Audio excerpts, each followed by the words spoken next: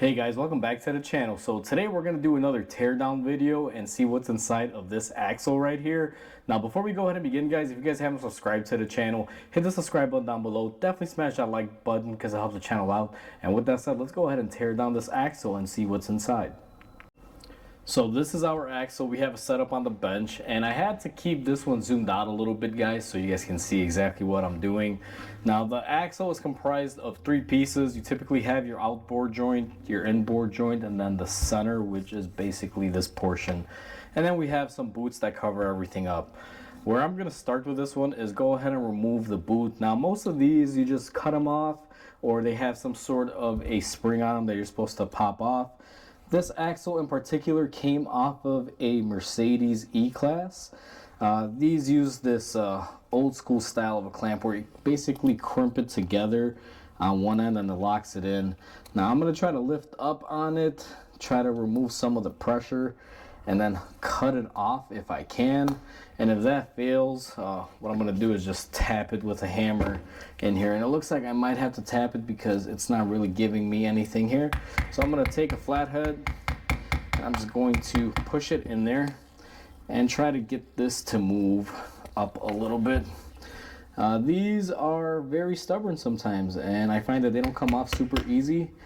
So let's get the end here, see if we can lift up on this tab. This should do it right here. All right, so we got the tab lifted up, and I should be able to take my side cutters here and peel it off just like that. So there's our first clamp. We got that out of the way. Once we get that out of the way, we should be able to pull our boot back. And there's going to be quite a bit of grease here. I hate this portion of it. So we're going to start off with the sides here real easily. This is what the inboard side looks like. There's nothing else in here except a bunch of grease.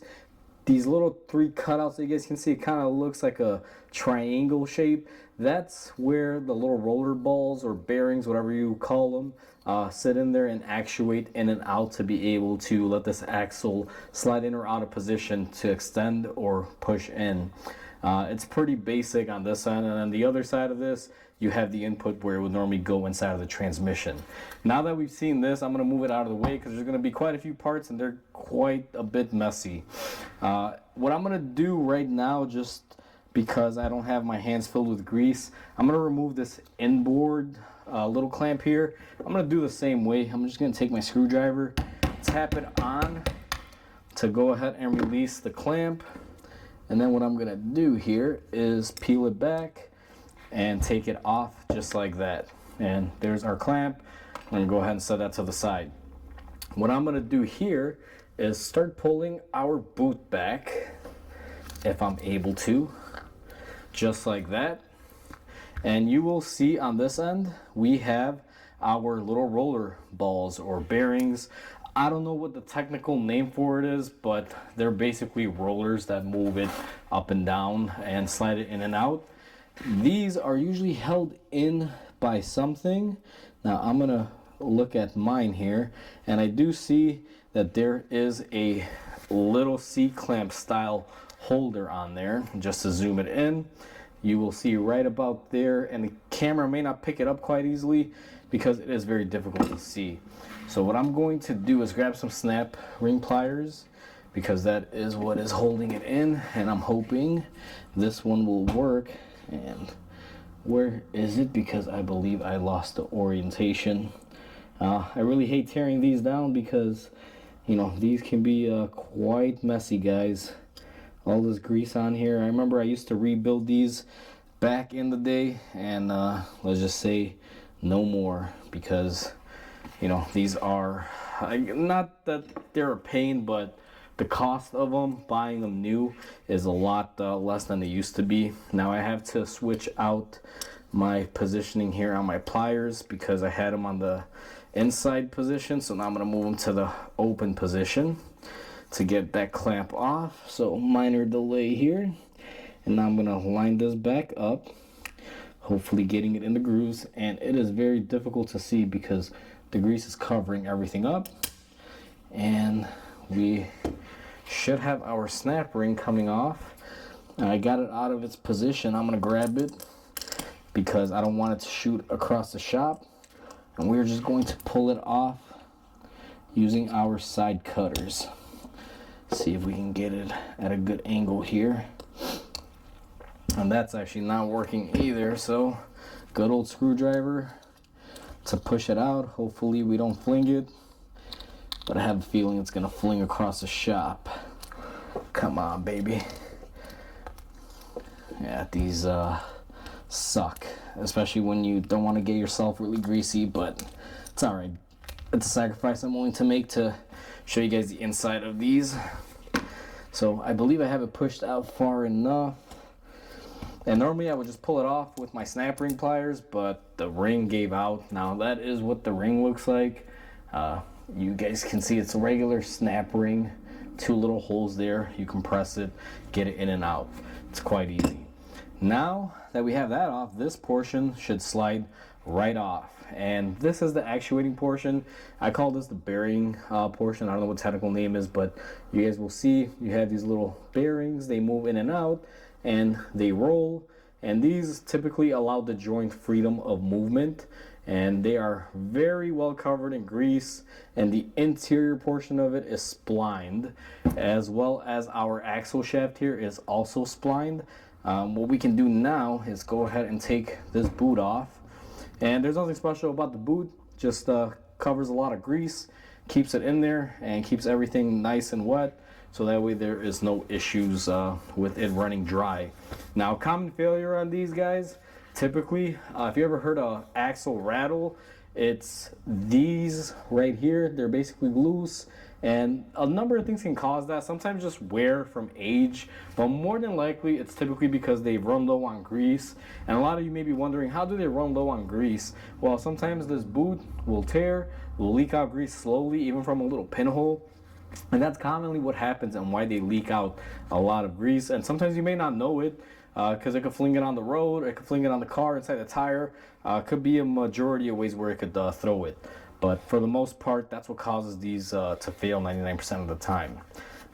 The shaft here, usually on the axle, is hardened steel. That's what this is. I've known a lot of people that would normally take these and use them as a punch tool, but be careful, guys, because they can explode if you tap on them. It is hardened and it can shatter. So now that we got that end opened up, we are going to open up our front end here, the outboard joint, and it's going to be very similar to the other side. As far as the clamps go, same exact thing. So I'm just going to open up our tab, and I'm going to do it on both of them just because I already have the tool handy. All right, and we're going to remove the outboard one here. Just peel it back, and just like that, she comes off. And we are going to do the same thing on this one. Now I'm trying to be very careful here, guys, because I do not want to get my sweater covered in grease, because like I said earlier, I don't typically do this. If I have to open one of these up, it's simply because they don't make the axle and I have to rebuild it. So let me clean up my hands a little bit here, and I'll be right back with you guys. I had to get some more rags here because this is going to be pretty greasy, and let me just clean off my tools and put them to the side. Now this is the same way. You peel back the boot, and we are going to try to push this back as far as it'll go, and that should be good right there for what we needed to do. And this joint will have a lock on it sometimes, but typically the way you get these off, and I'm gonna try it now. I'm not sure if this has this or not, and hopefully I don't make a mess here, but sometimes you can just tap them off.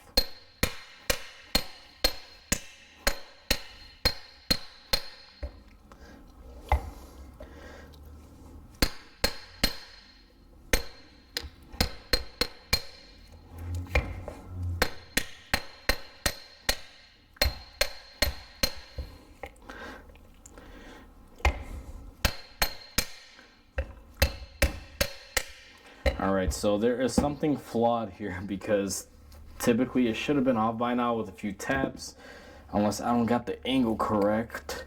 So let me see here exactly what is causing that. Now I think it's just because I'm not hitting it correctly. So let me give this one more go here.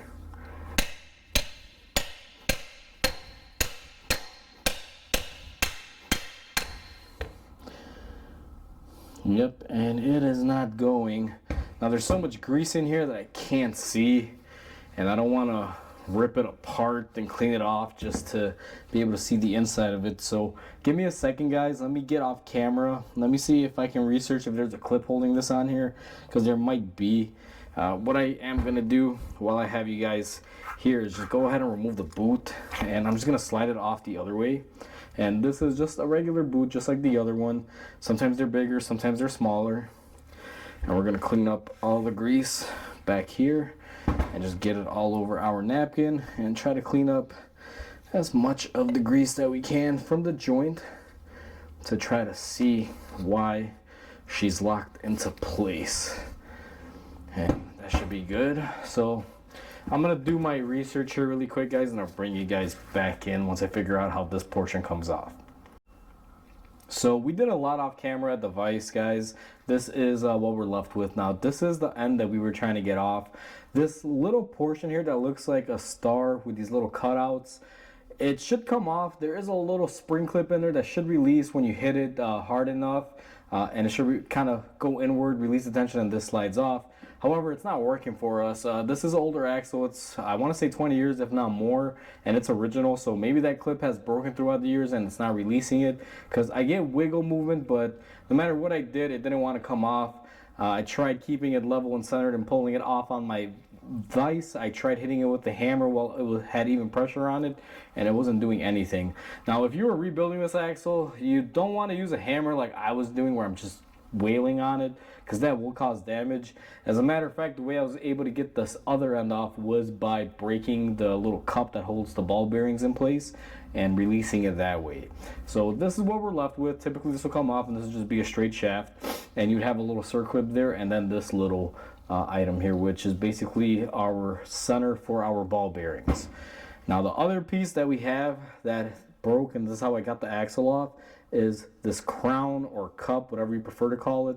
Typically it'll look like this. It's a little chamber all the way around. Now this one broke in a few sections because I hit it. Again, if you're rebuilding this, you're not going to take a hammer to it.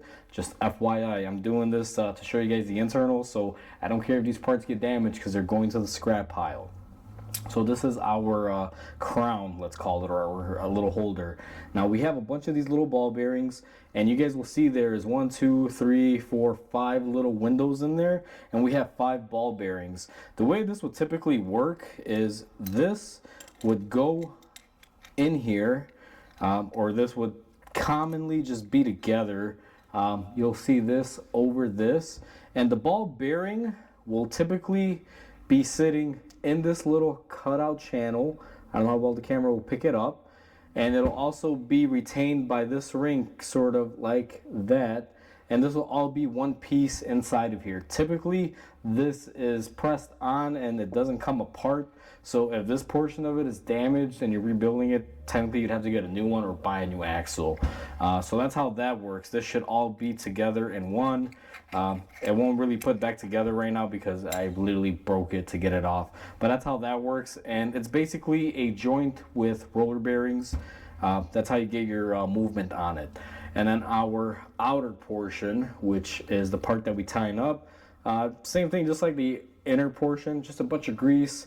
You have some cutouts here where the ball bearings would typically ride, and this might actually be able to show you here if I can get this to go in here. You guys can see that this will ride in there, and then our ball bearing will typically sit in there like that, and it'll actuate, and then the center would have already been in there. That's how these pieces all work together. So that's what's inside of a axle, guys. Didn't really tear it down the way I wanted it to, because I wanted to remove this all in one piece, but you know what, when they tear apart, this is how they come apart. Especially on this one, it wasn't working with us, so it is what it is. But at least this video helps you guys out and helping you and understand how these joints all work together and what's inside of an axle. So if you guys enjoyed this video, please comment, like, and subscribe, because it definitely helps the channel grow. I hope you guys have a wonderful day, and I'll catch you guys on the next video.